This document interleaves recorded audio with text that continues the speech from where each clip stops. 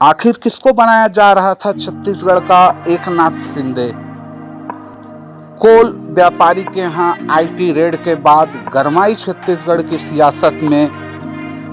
कोल व्यापारियों को social media पर भाजपा हो या कांग्रेस लगातार फोटो शेयर कर लोगों के बीच में एक दूसरे के ऊपर प्रश्रय देने का और तमाम आरोप सियासत में लग रहे हैं।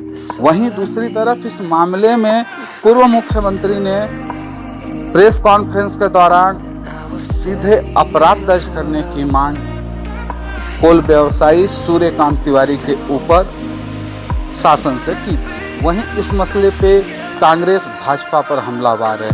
बहरहाल पूरे मामले में मुख्य कड़ी के रूप में सूर्यकांत तिवारी ने अपनी चुप्पी तोड़ी है और कई सनसनीखेज खुलासे उन्होंने किए हैं। उनके द्वारा जारी इस वीडियो की हम पूर्ण पुष्टि नहीं करते, लेकिन यह वीडियो सामने आने के बाद छत्तीसगढ़ के राजनीतिक समीकरण और सियासी गलियारों में गर्माहट जरूर आएगी।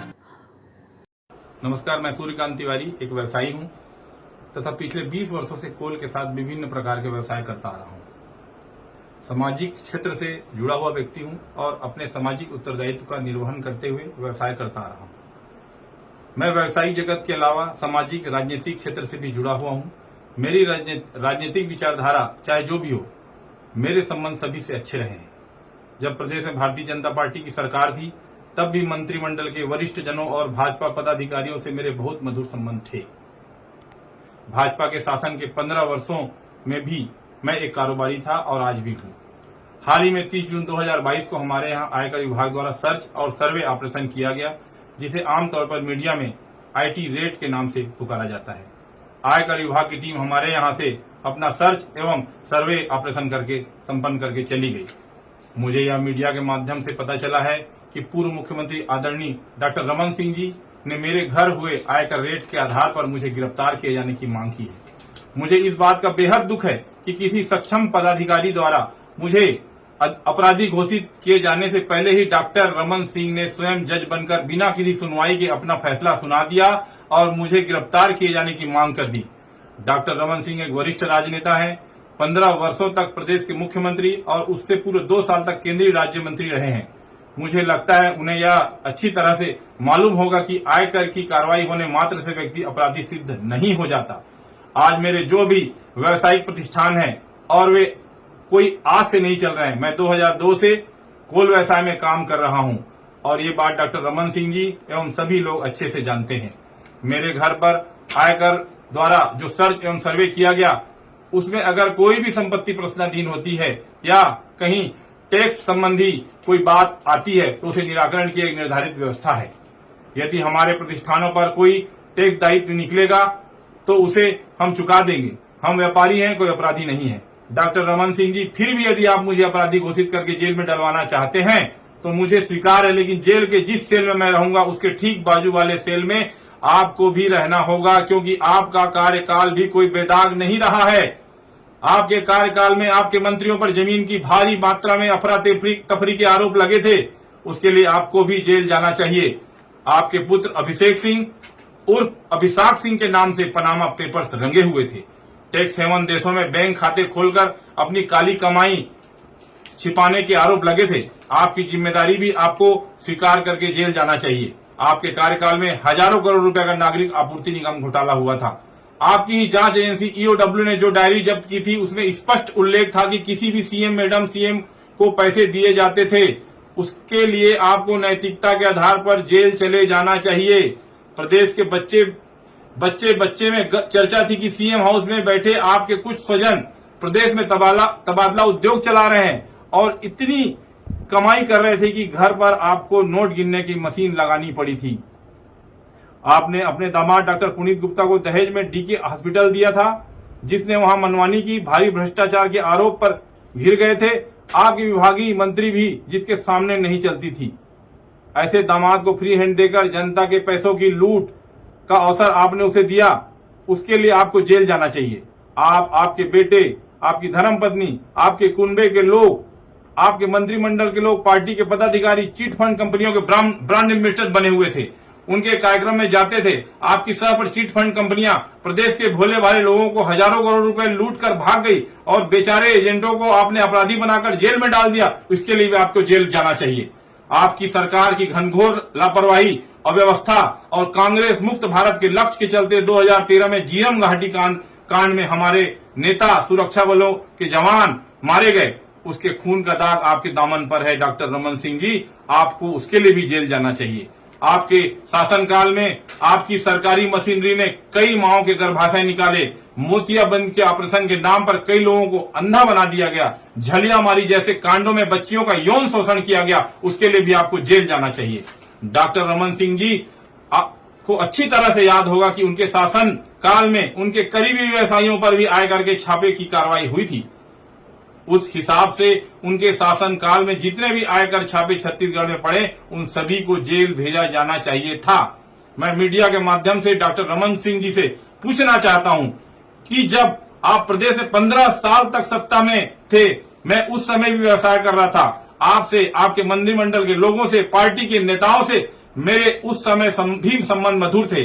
क्या आपने या आपके किसी मंत्री ने मेरी उस समय कोई भी अनुचित मदद की थी?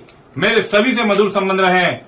न तो मैंने कभी उस समय किसी की सहायता ली और न आज किसी की सहायता ले रहा हूं। मैं एक स्वाभिमानी छत्तीसगढ़िया आदमी हूं। छत्तीसगढ़ की मिट्टी में मैंने जन्म लिया, मेहनत की रोटी कमाता हूं और सभी को अपना समझता हूं।